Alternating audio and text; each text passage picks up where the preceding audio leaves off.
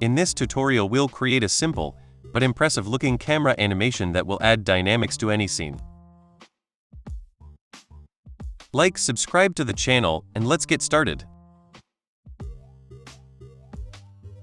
Recently we've created this scene. I'll go to the Modifiers tab and disable the last two modifiers from being displayed in the viewport to make the animation less laggy.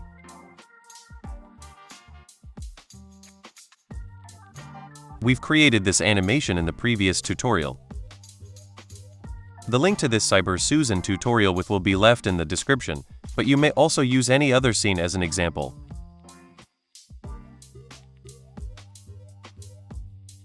To add camera animation, select the camera, open the timeline editor, and return to the first frame. This can be done by pressing Shift left arrow keys or jump to and point button.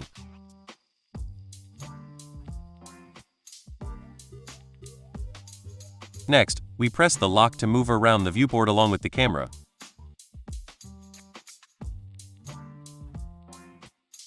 Let's open the sidebar.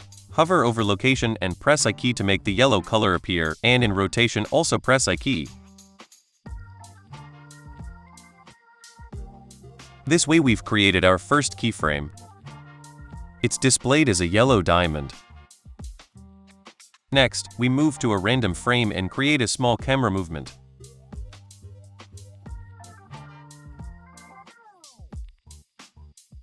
Again, press I on location and I on rotation, and so we've created the second key here. Now we may watch our animation.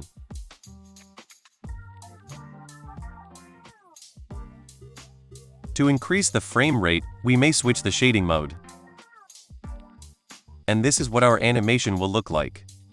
Overall, the animation is almost ready, we just need to adjust some settings. To control the speed of the animation, that is, if we want to make it faster or slower, we may select one of the keyframes. The active keyframe is highlighted in yellow. Next, press X and move it horizontally, speeding up or slowing down our animation.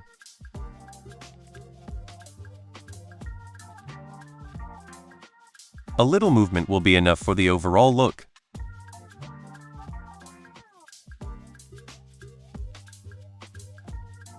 For more detailed speed settings, open the graph editor.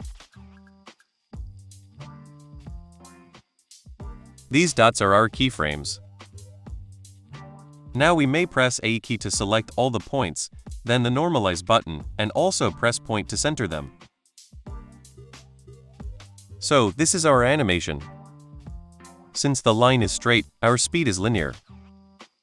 And if we want to change it to make an accelerating or fading animation, then we do the following.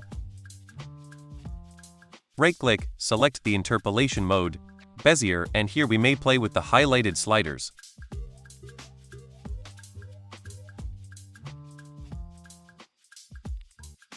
This way we may get a non-linear animation that will, for example, speed up in the middle and slow down at the end. The settings depend on the result we want to achieve.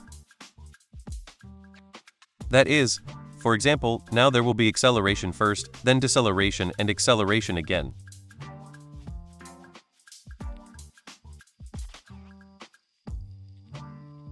But if, on the contrary, you have a non-linear animation created by default, and you need a linear one, then press A to select all keyframes. Next, press the right button and select the interpolation mode, linear, so that the camera speed becomes linear. In this example, I'll leave the animation speed linear. Now let's create a close-up camera animation. I'll go back to the previous display mode, duplicate the camera, and name it Camera 2. By copying the camera, we also copied the animation information. Select the keyframes, making sure our Camera 2 is selected, and delete these keys. The yellow diamonds should disappear. Next, right-click and select Set Active Camera, so that the Camera 2 becomes the active one. Now, let's make sure the lock is pressed so that we may move the camera along with our view. To make the animation look interesting, it's good to make the camera follow the movement of the object.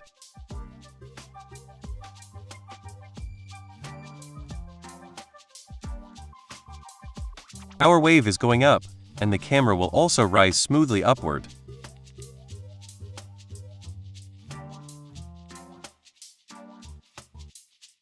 But before we create this animation, let's adjust the camera settings.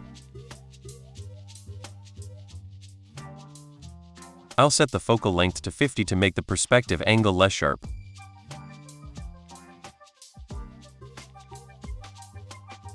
And also in the depth of field settings, change the focus distance to highlight the foreground and blur the background.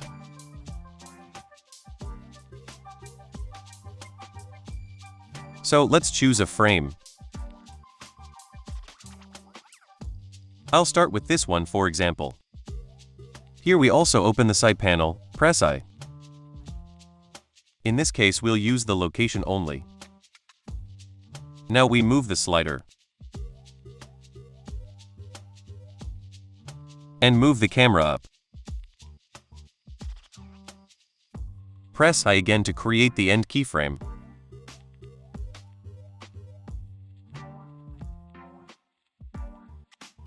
And now let's look at what we've gotten. To increase the frame rate, let's switch to another shading mode. We may also, for example, stretch this segment.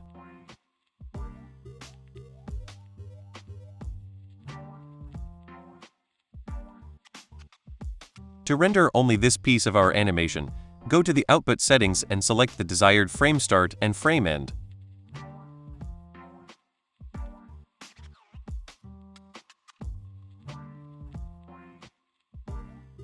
And that's how we get this close-up animation. I hope you found this tutorial useful. See you in new tutorials.